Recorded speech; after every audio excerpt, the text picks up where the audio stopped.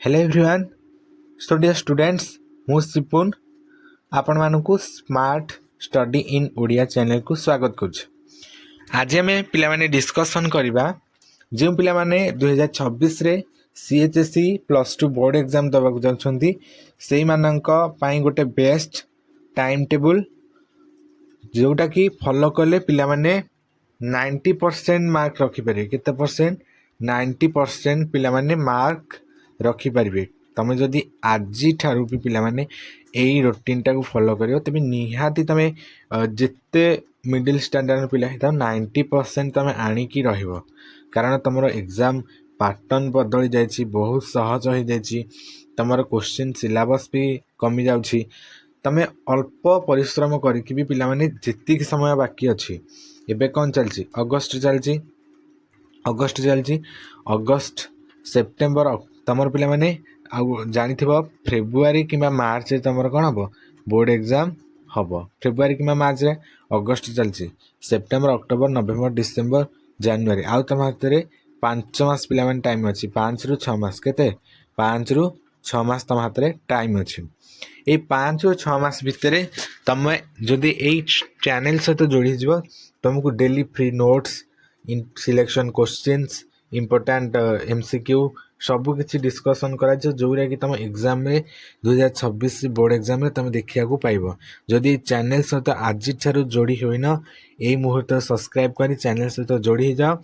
प्रत्येक दिन क्लास आसूसी जहाँ को आप फॉलो कले निहाती बोर्ड परीक्षा आप भल मार्क्स आनीपर। खाली तुमको ये रूटीन जो रूटीन टा वीडियो मझे आलोचना करी ताकू तुम फॉलो कर, केवल रूटीन को फॉलो कर।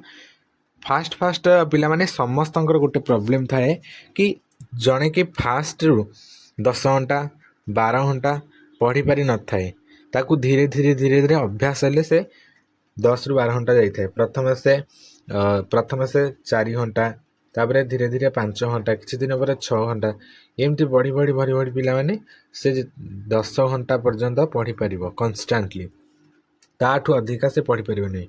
समस्त मन में डाउट सी 10 घंटा पढ़ुची मु पढ़ी पारनी पिलाने जमारू भी तुम मैंने ओरिड हुए। कारण सबू पिला पेसेंस सामान न थाए, कार पेसेंस अच्छे घंटाटे कि 2 घंटा एमती पिला अच्छा जो मैंने मूलू ही पढ़ुना। तुम पाखे जदि परिश्रम अच्छी तुम लक्ष्य अच्छी तभी तुम निश्चिंत 90% +2 बोर्ड एग्जाम रे रखिपर। एपाई तुम केते गुड़े टिप्स मु प्रथमे कहूँ। फास्ट टिप्स हूँ तुम लक्ष्य स्थिर कर पिलाने तुम निजर लक्ष्य स्थिर कर कौन पाई तुम 90% एक्सपेक्ट करुच लक्ष्य प्रथमे स्थिर कर। देख पिलाने 90% रखिले बहुत सारा बेनिफिट तुम मानक रही जमी फ्री स्कॉलरशिप +3 रे मिल। तापरे तुमर गोटे सबुठ बड़ बेनिफिट हूँ 30,000 टंका तुम मानक मिल। 30,000 पिलाने 30,000 टंका तुमको कहीं मिल ना लैपटॉप बाबद को तुम भल मार्क्स रखि तुमको लैपटॉप बाबद को 30,000 टंका मिल। आउ कौन बेनिफिट अच्छी ना 90% रखिले तुम बड़ बड़ कॉलेज रे जाइकी एडमिशन करि तुमको समाज रे रेस्पेक्ट मिल, तुम सबुठारे उच्च स्थान पाइब। 90% रखिले तुम समाज को देखईदेव तुम केते दक्ष बुझेला। तो जदि तुम आज एपर्यंत जहाँ घटी जाती मन पकानी आज ठारू ही परिश्रम रे लगी पड़ निश्चिंत सफलता तुमको पछरे आसी पहुँची जीव। सफलता कहीं सेमती पाई ना एथिपाई कठिन परिश्रम करिया पड़ो बुझला पिला माने कठिन परिश्रम आज जदि करना तेरे एबेठू ये रूटीन फॉलो करी कठिन परिश्रम कर चल देखिब ग्यारंटी दौची तुम 2026 बोर्ड एग्जाम रे 90% नहीं कि आसो। जी तुमको सिलेक्शन दिया ताकू बारंबार रिपीट करंतु दिन को 8 ରୁ 10 घंटा परिश्रम करंतु। हाँ स्टार्टिंग तुम 3 ରୁ 4 घंटा पढ़ी पार बट जिते धीरे धीरे धीरे एग्जाम पाखे आसे तुम लेवल से बढ़ेब बुझेला। तो फास्ट आम एग्जाम सिस्टम जानिबा। +2 रो जो एग्जाम सिस्टम रही तुम पिला माने बोर्ड परीक्षा दब 80 मार्क्स बुझेला। बोर्ड परीक्षा तुम केते मार्क दब ना 80 मार्क तुम बोर्ड परीक्षा दब। इंटरनाल दब 20 मार्क तुम इंटरनाल दब जोटा कि कॉलेज रे दीटा हम इंटरनाल और बोर्ड मार्क मिसिकी तुम कौन काउंट हम सीएचएसई मार्क टोटाली 100 मार्क रु तुम काउंट हम। इंटरनल एग्जाम पिला माने तुम जनवरी मसरे हिजार बहुत संभावना अच्छी। Board exam February last week कि मार्च फर्स्ट वीक रे तुम हो एग्जाम सिस्टम जानले एबे हम जानिबा को टाइप रो केते परिमाण रो प्रश्न आसीबो। देख पिला माने एमसीक्यू जो रहउची एमसीक्यू प्रश्न तुमरो 21 टी प्रश्न आसीबो। एमसीक्यू प्रश्न तुमरो 21 टी आसीबो जोथिरे 4टा ऑप्शन तुमको देथिया गोटे ऑप्शन को तुमको ठीक करियार अछि जोटा कि पिला मानक पई बहुत सहज रहिछि। 2 मार्किया प्रश्न पिला माने 14 टी तुमर आसीबो। 3 नंबरिया प्रश्न तुमरो टोटल 21 मार्क आसीबो। 8 नंबर प्रश्न जोटा कि लॉन्ग क्वेश्चन पिला माने तुमरो 24 मार्क आसीबो माने 24 मार्क तुमर लॉन्ग क्वेश्चन पड़िबो। टोटाली इतिके सब जदि काउंट कर दबा तुमर एठी टोटल केते हैला 80 मार्क। तमे 80 मार्क बोर्ड एग्जाम दबो। एट पिला मानक पई सबुठ बेनिफिट होची एमसीक्यू रे से माने मार्क उठे देबे आ लॉन्ग क्वेश्चन तुमको जति की भी सिलेक्शन दिया जाए तुम सेति की फॉलो कर देखो 100% से लॉन्ग क्वेश्चन तुम बोर्ड एग्जाम रे देखिया पाबो। ता सहित 2 मार्क या 3 मार्क या भी सिलेक्शन तुमको ए चैनल सहित जोड़ी जा डेली क्लास प्रोवाइड करा जिवो।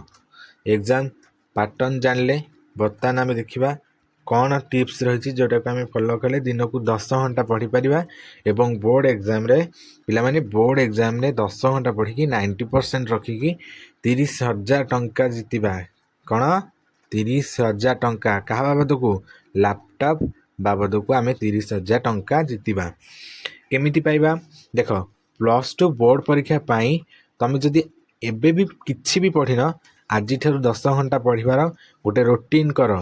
रूटीन टाकू तुम स्टडी रूम रे तुम नहीं कांथरे लगे दब है ये रूटीन टाकू जोटा कहबी तुम नहीं कांथरे लगे दब एवं याकू चेष्टा करिया फॉलो करिया कारण आरंभ रू समस्ते ही पढ़ी था किंतु पढ़ी पढ़ी से भी सफलता पाई था। सेमती आरंभ रू कहीं केबे इठी जिते बड़ा रूटीन कुहा जायछि केही याकू फॉलो कर परबेनी तुम सेमती धीरे धीरे धीरे धीरे ए रूटीन टाकू फॉलो करिवो।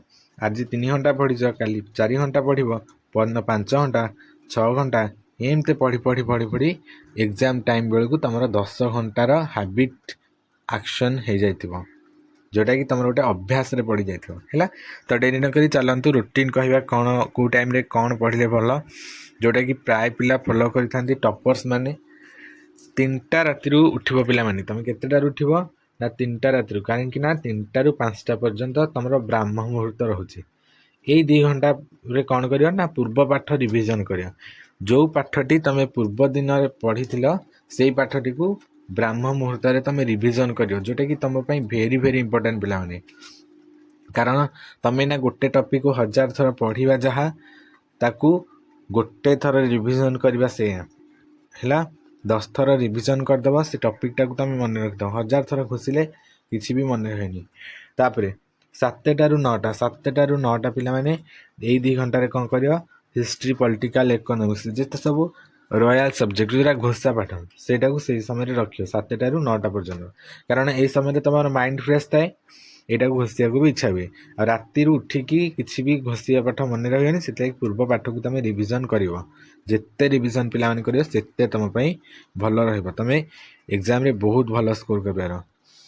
तापर 3टा रू 5टा कारण तुम कह सार एत समय कहीं ब्रेक देले कहीं देख कॉलेज टाइम अच्छी 10टा रू 2टा पर्यटन कॉलेज आसिक ब्रेक नब तापर 3टा रू पिला माने बस पड़े स्टडी पाखे 5टा पर्यंत ताली केते घंटा 2 घंटा ये 2 घंटा भीतर तुम कौन पढ़ो जोरा सब इजी सब्जेक्ट अच्छी जमते एजुकेशन है संस्कृत है ऑप्शनल ओडिया है ये गोटे सब्जेक्ट गुड़ा को ये 2 घंटा भीतर पढ़ो।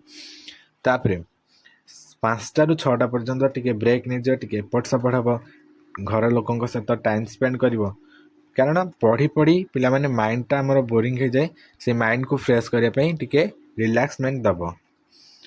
6टा रू 8टा ये 2 घंटा तुम कौन कर जिते सब माने इंटरेस्ट सब्जेक्ट जमते ओडिया है कंपलसरी सब्जेक्ट अच्छी Odia English math home science sorry math home science Etah optional subject but ये सब्जेक्ट गुड़ा कौन टी इजी थाए पूरा इजी थाए से सब्जेक्टा को तुम संध्यारे रख कहीं दिन सकाळू तुम हार्ड सब्जेक्ट रु आरंभ कर संध्या बेलू तुम इजी सब्जेक्ट को आस कारण सकाळे तुम माइंडटा फ्रेश थाए से समय कष्ट पाठ पढ़ो धीरे धीरे धीरे धीरे माइंडटा कौन बोरिंग हो आसे से तुम लास्ट को तुम इजी सब्जेक्ट रखिदेव तापर 8टारू 8:30 पर्यंत टिके ब्रेक नब एपट सेपट हम घर लोक सहित टाइम स्पेड कर मोबाइल देखीदेव माइंड फ्रेश होगा फिर पुणी 8:30 रु तुम स्टडी पाखे बस पड़ 10:30 पर्यंत 2 घंटा पिलाने के घंटा 2 घंटा ये 2 घंटा भर तुम सबुठ इम्पोर्टाट काम हो होल डे रिविजन कारण तुम 1000